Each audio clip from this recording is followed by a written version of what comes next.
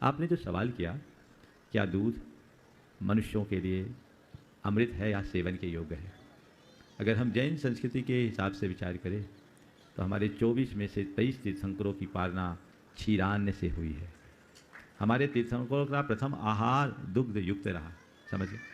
तो दूध को असेव्य, अभक्ष या अखाद्य कहना कतई उचित नहीं है।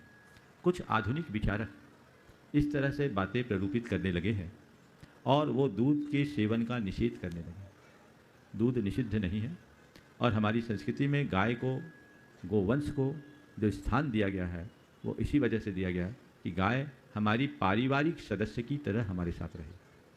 हम उस संस्कृति में पले बढ़े लोग हैं जहाँ चूल्हे की पहली रोटी गाय के लिए समर्पित किए जाने की परंपरा रही है, जो इस बात का प्रमाण था कि हम अपने से अधिक उस गोवंश के प्रति प्यार रखते हैं, पहला अधिकार उसको सौंपते हैं।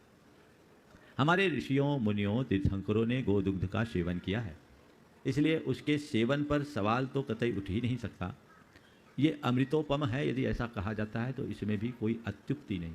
लेकिन गाय के दूध पर पहला हक उसके बछड़े का है या बछड़ी का है। हमारे देश में एक परिपाटी रही कि गाय जो दूध देती है उसके 2 थन या 1 थन बछड़े के लिए सुरक्षित रखना चाहिए और बाकी अपना। क्योंकि लोग गाय को पालते हैं तो गाय भी हमें पालती, लोग गाय की सेवा करते, उसको चारा खिलाते तो गाय हमें दूध देती। ये एक प्रकार का आदान प्रदान है।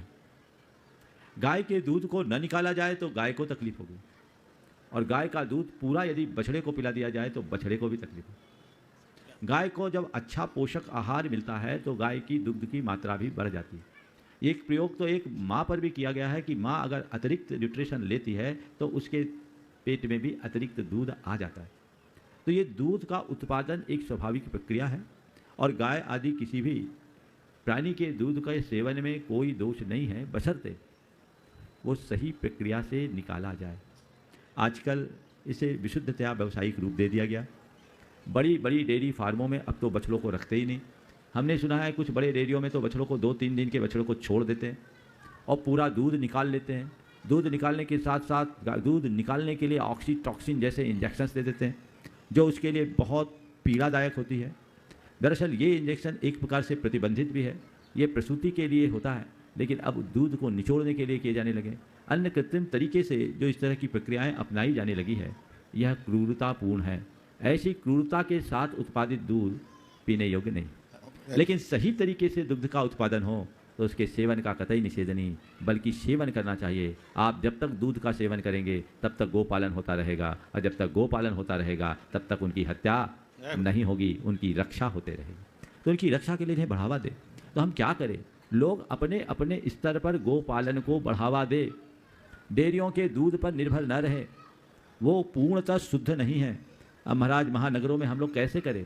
ऐसी कोई व्यवस्थाएं बनाएं, महानगरों के सीमावर्ती स्थानों में गौशालाएं खुलवाएं, उनको फाइनेंशियल सपोर्ट दें और सही रीति से दुग्ध उत्पादन हो और वो दूध आप तक आए।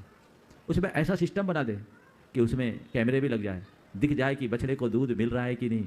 और वो दूध, यदि बाजार का दूध 60 रुपया लीटर मिलता है, आप 100 रुपया लीटर लीजिए, लेकिन दूध शुद्ध लीजिए, आपको मिलेगा। और दुग्ध में संपूर्ण पोषक तत्व है, एक शाकाहारी के लिए बहुत बड़ा आधार है।